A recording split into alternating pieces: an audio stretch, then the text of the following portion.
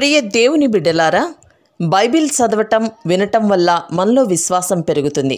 మన మార్గానికి త్రోవ చూపుతుంది. సమస్త జనులను శిష్యులనుగా చేయడి మత్తయి 28:19 వచనంలో దేవుని వాక్యం తెలియచేస్తోంది.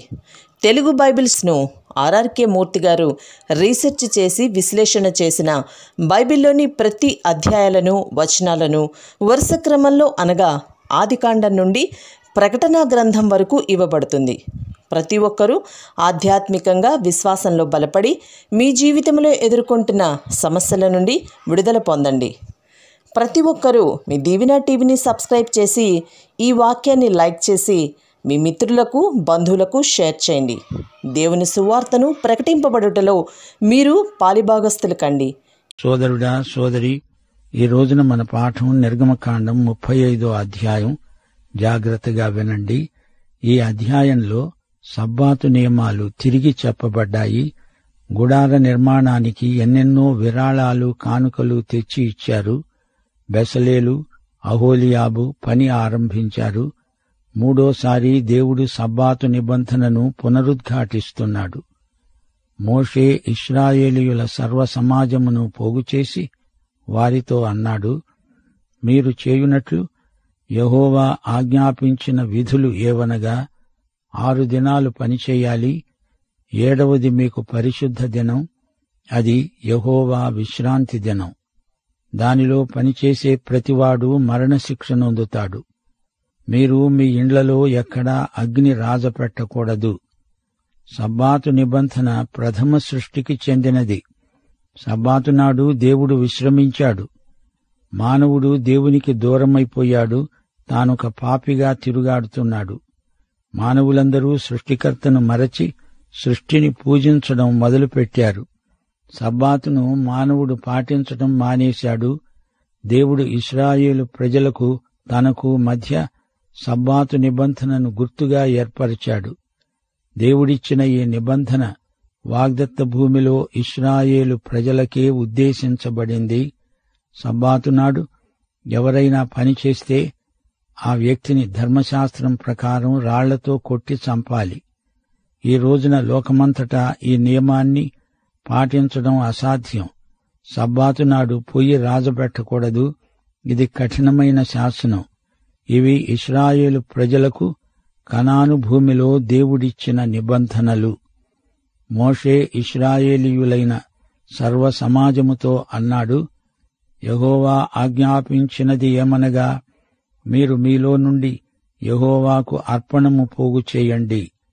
బుద్ధి పుట్టిన ప్రతివాడు యెహోవా సేవ నిమిత్తము బంగారు, వెండి, ఇత్తడి, నీల ధూమ్ర రక్తవర్ణము, సన్ననార, మేక వెంట్రుకలు, ఎర్ర రంగు వేసిన పొట్టేళ్ల తోళ్లు, సముద్ర వత్సల తోళ్లు, తుమ్మకర్ర, ప్రదీపానికి తైలం, అభిషేక తైలానికి, పరిమళ ద్రవ్య ధూపానికి, సుగంధ సంభారాలు, ఎపోదుకు పతకానికి లేత పచ్చలు చెక్కే రత్నాలు తీసుకొని రావాలి.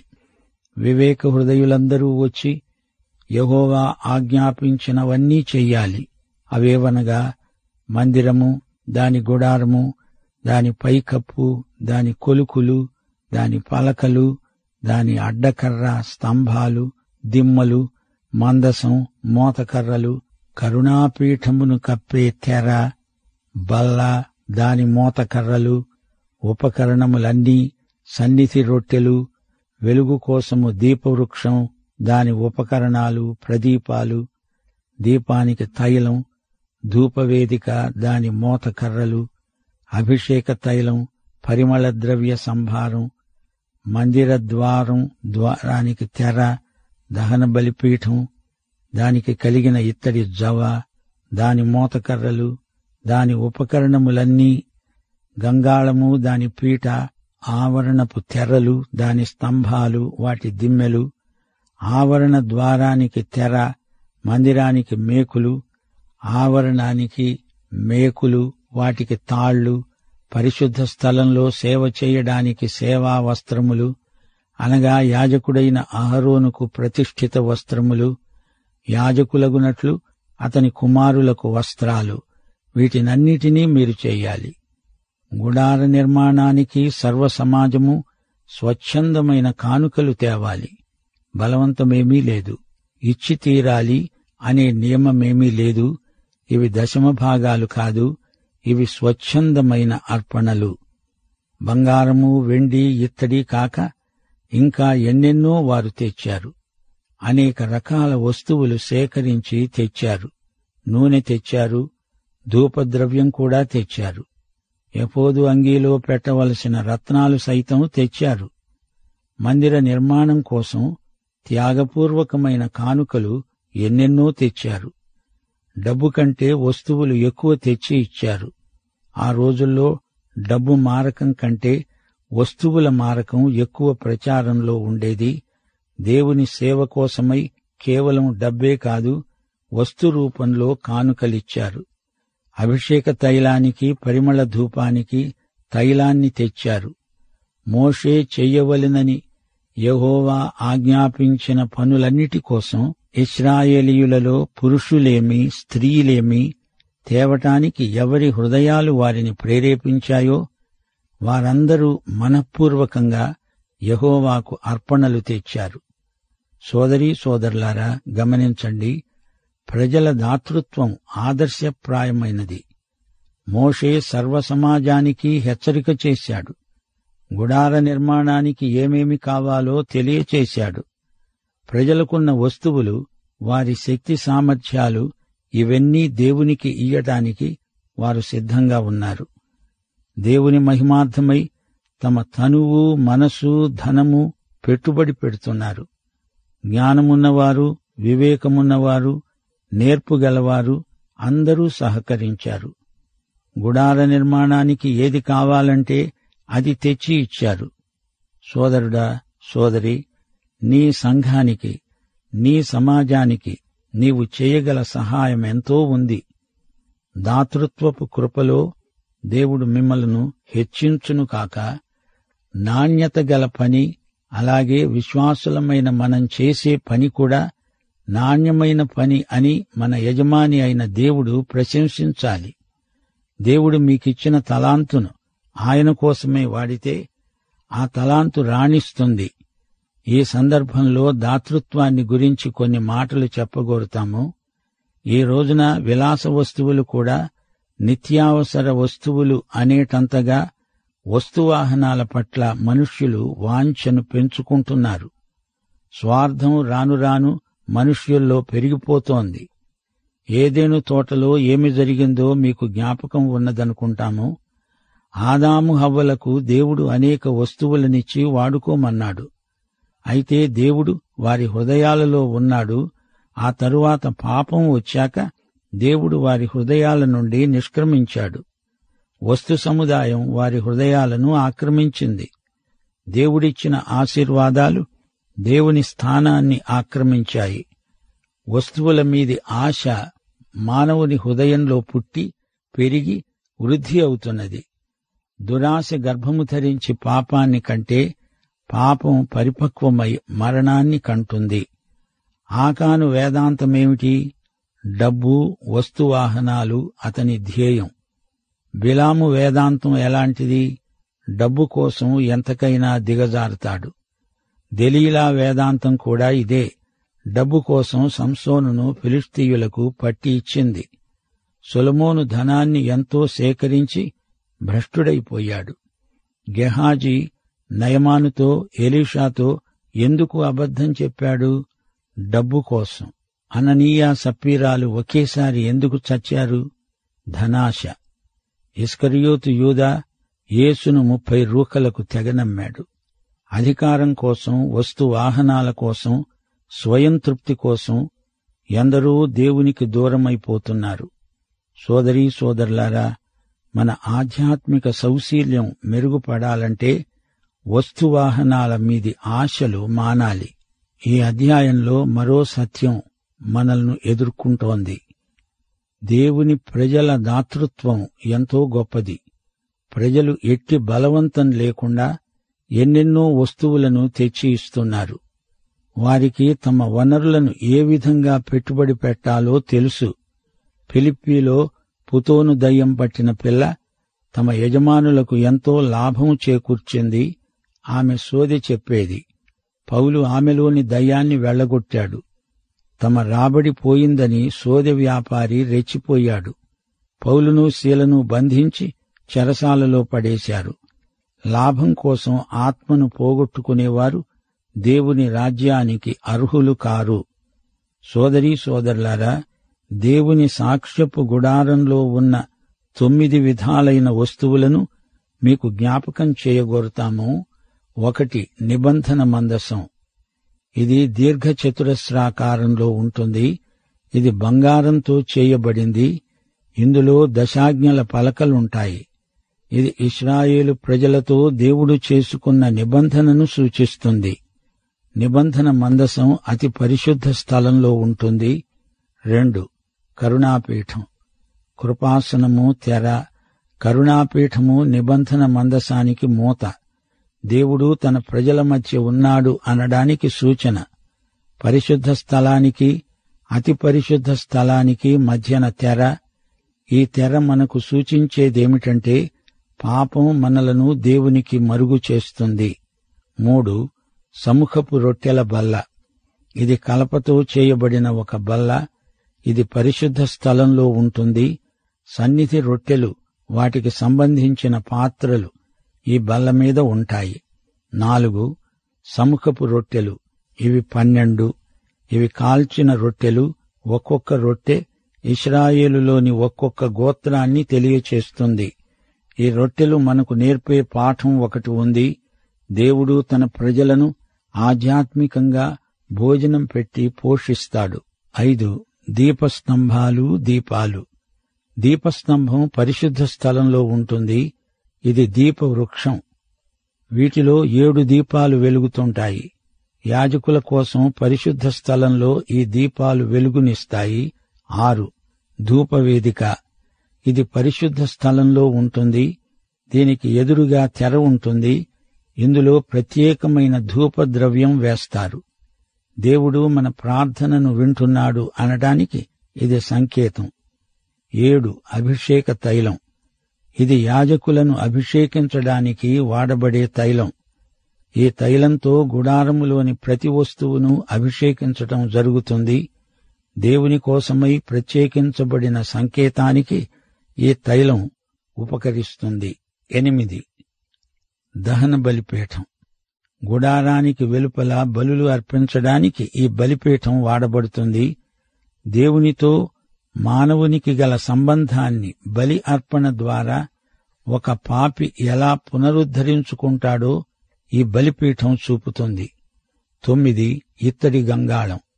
ఇది గుడారానికి బయట ఉంటుంది. తన పరిచర్యకు ముందు యాజకుడు ఇక్కడ తనను తాను శుద్ధి చేసుకుంటాడు. ఆత్మ ప్రక్షాళనకు ఇత్తడి గంగాళం సంకేతం. సోదరీ సోదరులారా, ఈ అధ్యాయంలో మనం నేర్చుకున్న సత్యాలు నిత్యత్వపు విలువ గలవి. సబ్బాతు నియమాలు, గుడారములోని వస్తు సముదాయం, ప్రజల దాతృత్వం, ఈ అంశాలన్నీ మన ఆధ్యాత్మిక ఉజ్జీవానికి దోహదపడతాయి. గమనించాలి, మోషే 2 సార్లు ఉపవాసమున్నాడు. ప్రతిసారి 40 రోజులు రాత్రింబగళ్లు ఉపవాసమున్నాడు. మోషే ఏమీ తినలేదు, త్రాగలేదు గాని యేసు ప్రభు సైతానుతో పోరాటానికి ముందు 40 రోజులు ఉపవాసమున్నాడు. ఏమీ తినలేదు అని మాత్రం చెప్పబడింది. అంటే నీళ్లు త్రాగి ఉండవచ్చు. మోషే ద్వారా స్థాపించబడిన అనేక నియమాలు ఇక్కడ చెప్పబడ్డాయి. దేవుని ప్రజలకు ధర్మశాస్త్రోక్త విధి విధానాలు ప్రాథమిక పాఠశాల వంటివి. దేవుడు తన ప్రజలను బాలశిక్షకుడైన ధర్మశాస్త్రం క్రింద కొంతకాలం ఉంచాడు. అయితే వారంతా రాబోయే నిజస్వరూపం కోసం క్రీస్తు వైపునకు ఎదురుచూచారు. గమనించాలి, పాత నిబంధనలోని వస్తుపాఠాలు క్రొత్త నిబంధనలోని సత్యాలను మనకు చూపుతాయి. 1 కొరింథీ 10:11 ఈ సంగతులు దృష్టాంతముగా వారికి సంభవించి యుగాంతమందున్న మనకు బుద్ధి కలగడానికి వ్రాయబడినవి.